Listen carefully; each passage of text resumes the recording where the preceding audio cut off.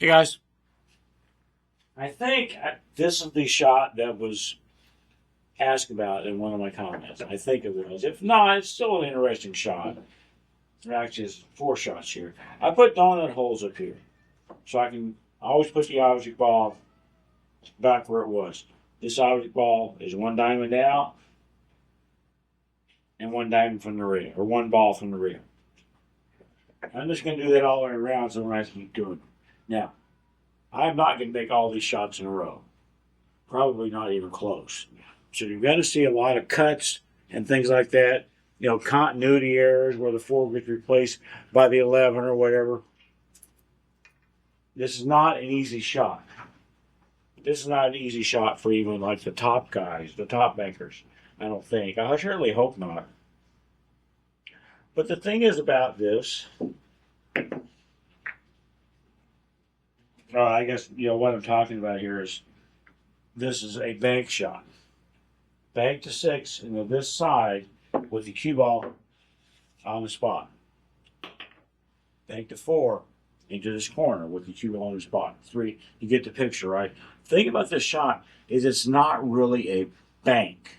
This is a stroke shot. There's no calculating the bank angles and all that. It's just put as good of a stroke on it as you can and don't get a kiss. It's the tightest bank. This type of shot right here to me is my limit on getting a stroke or having a stroke. There are going to be people that are going to be better, going to put me to shame. Several years ago, I took some banking lessons from Truman Home. That's what, 2010 or something? And Truman and I knew each other. He already knew, that I wasn't completely useless as a banker. So he set up some stuff that was kind of difficult to help me work on. He set up a shot like this, bank to 3 in the side. He started out with the cue ball like here. It's easier. This is easier. This is probably impossible. The way this shot says, you can't cross over. You have to hit it hard and stiffen it and get the bank to shorten it. And for me, looking at it, even from this easier position, I'm like, no, it can't be done. So then, of course, Truman proceeded to fire it in like 5 times in a row. So, okay, maybe it can be done. It took me a long time to even be able to make this simpler version. And this is kind of what I worked on during the session that I had with Truman, was this version. Once I got home, though, I decided to experiment with it some more. And I got to the point where I'm putting the cue ball on the spot. And again, for me, this is my absolute limit. And I'm not going to make it every time. But you guys don't need to see all of my misses. Just trust me. I'm going to miss this shot a lot. I'm going to miss all these shots a lot.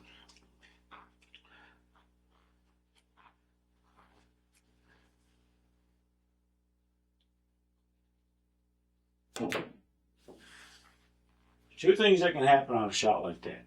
You guys probably just saw the 3 hit about right here. That's one of the things that could happen.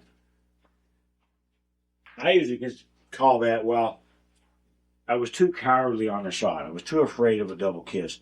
So I cut this 3 too much and had it bank out at a wide angle. The other thing that could happen on this type of a shot, and I guess I get too aggressive. Aggressive might not be the exact right word, but when I get a kiss, look at that. I didn't cut it enough that time.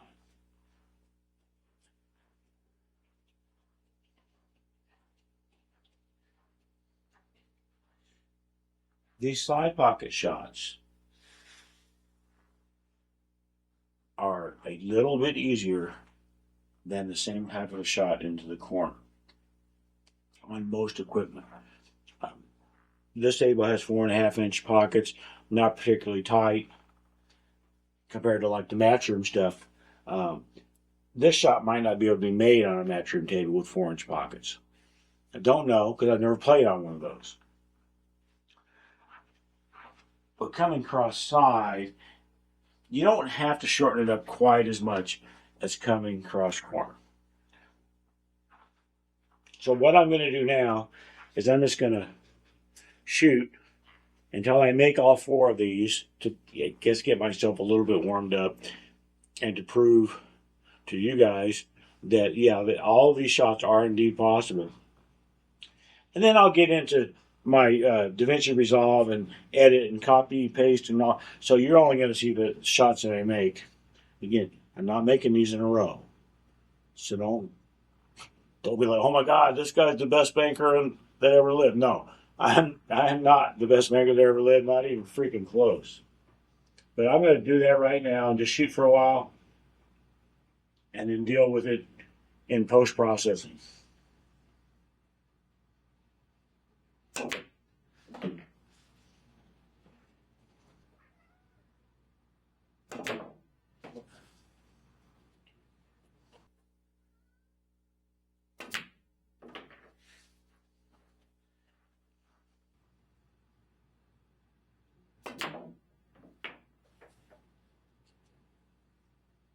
It took me a long time to make this last shot.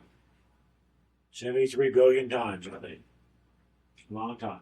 We'll go back to an easier version now. And just hammer some more. Opinions vary on the best way to shoot the shot. I know when I was having my session with Truman, at first, I'm missing, either by cutting the ball too much or getting double kiss. He just kept throwing out suggestions. Try this, try that. One of the things that he said was that I was hitting it too hard.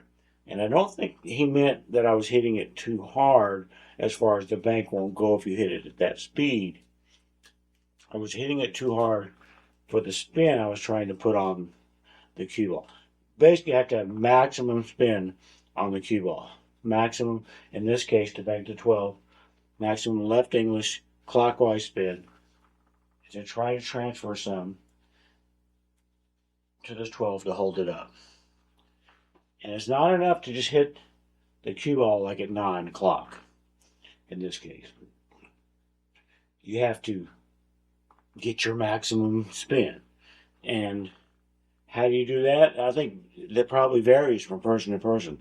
Some people are going to use their wrist. Some people are going to maybe have a little bit of a downward stroke. Some people may hit softer to maximize spin over speed. If that makes any sense. I'm going to butcher this one, but that's fine. Okay, I didn't butcher it. Maximum spin. It is a stroke shot. Again, it's not a bank. When you take a shot like that, I guess I should point out, in case it wasn't obvious, the shot can't be crossed. Maybe if you have the world's filthiest set of balls, and you can cross in front of it and get so much spin on this 14, so much cut into spin to throw it. I don't think it's possible. I really don't. I've never seen any of the top bankers even try it. Now, most of the top bankers aren't going to try the ones that I've been doing here. It's just a little bit too tough, even for them. It doesn't take much to make it easier, though. Like the example I talked about here, when I bank to 14. From here, this is a hell. It's twice as easy, or half as hard as this. It doesn't take a lot, but yeah, there is a big, huge difference there. With dirtier balls, I think the shot becomes easier because you can transfer more spin from the cue ball to the object ball. With super clean balls, it's tougher. And I keep this set of balls on here fairly clean, and it is tougher. The way I'm going to shoot this 14 is maximum right English, maximum right spin, not just hitting it at 3 o'clock, but trying to get the maximum spin I can get on it. For me, that's essentially an accelerating stroke. Make sure I have an accelerating stroke And I usually have a little bit of a downward stroke as well. That may just be, superstition on my part. I don't want to hit this 14 dead in the face. I want to cut this 14 a billionth of an inch to the right.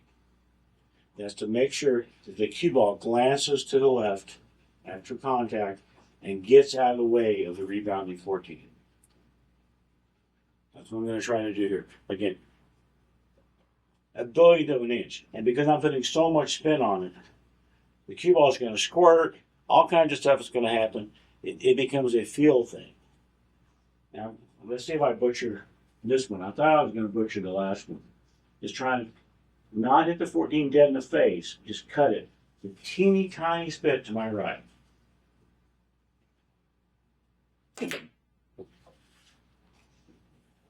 And I cut it too much. When the ball came here, I cut the ball too much. Which is, for some reason, I'd always rather do that than get a double kiss. Double kisses are just embarrassing to me. They just always have been. Just embarrassing. Maximum right spin. Exact same thing again. I don't want to keep doing this because I'm going to get another camera out and show you one of the things that I guess can make it a little bit more difficult. So I'm going to, I'm not going to pause this. I'm just going to try to get a camera over here. Okay, so I've got this camera set up now to kind of show one of the things that I believe happens when this shot is hit correctly. When a lot of bank shots are hit correctly, they will curve or bend a little bit on the way to the target. Now, the science guys will say, absolutely not, they never do that. But they do, in my opinion. So I've got the same shot set up that I haven't made yet. And I want to see, I'm recording this at 60 frames per second. I want to see if I can ever make it. And you can see the ball bend.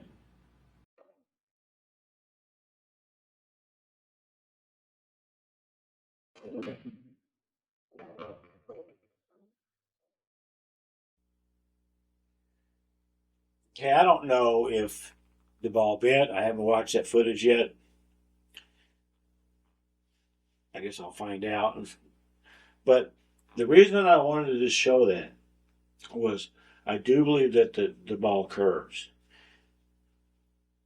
And that means that it is, well, it's not originally on the correct path. So it'll be coming off and maybe lined up, or maybe it starts moving like in this direction. But because it curves, this is the big time exaggeration. Because it curves, it can sometimes go in.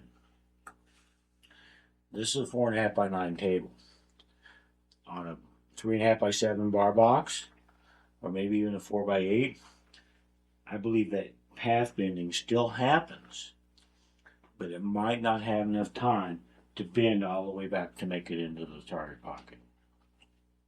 The commenter that I talked about, he said he was struggling with the shot, actually the cross corner version, on smaller tables, and I believe that's why.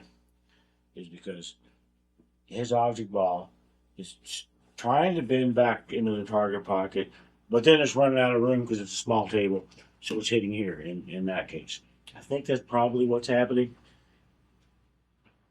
Not 100% sure because I was just going off of his description of, the shot he was trying to do.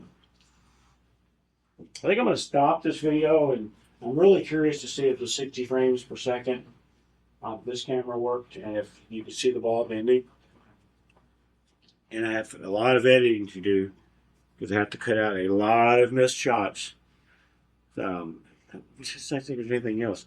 Maximum spin. However you're going to do that. Cut the object ball a little bit, I guess like to the inside of the angle, to make sure that cue ball has a chance to start getting out of the way to avoid that double kiss. This is a shot. All these are shots that for me, I look at it walking up to the table shot. I'm like, there's no way in hell this shot can go. This is absolutely a double kiss shot. Sometimes, like on AccuStats and stuff, you'll see the direct overhead view of a shot like this. And from directly overhead, it looks a hell of a lot easier. It's still not easy, but it looks doable from directly overhead. From down here at eye level, no. I'm like, no. But I know it can be made because I can make this. Things that'd be pretty rough if we would shoot this 6 cross corner in a game. In all honesty, I would probably shoot the 6 3 rails in that side first before I would try cross corner. If 3 in that side was an option for me, that's probably what I would do. So here's what this shot looks like from my perspective. Is I typically use backhand English. I would go like here, and then on my final stroke, come over like this. With this shot, I don't typically do that. I just come straight over parallel to maximum right-hand English. Maybe just a little bit of bottom. So I'm not right at 3, just a little bit of bottom. And what I'm trying to do is cut that 14 a billionth of an inch to the right to make sure that cue ball has a chance to get out of the way. Maximum English and pop the shot like that. You see the cue ball keeps spinning. That is an indicator to me that I got enough spin on the ball. Well, that plus the ball went in. The ball would not go in without getting, basically for me, my maximum amount of spin. So GoPro, stop recording. I'm going to stop this video now and get to editing. Thanks, guys.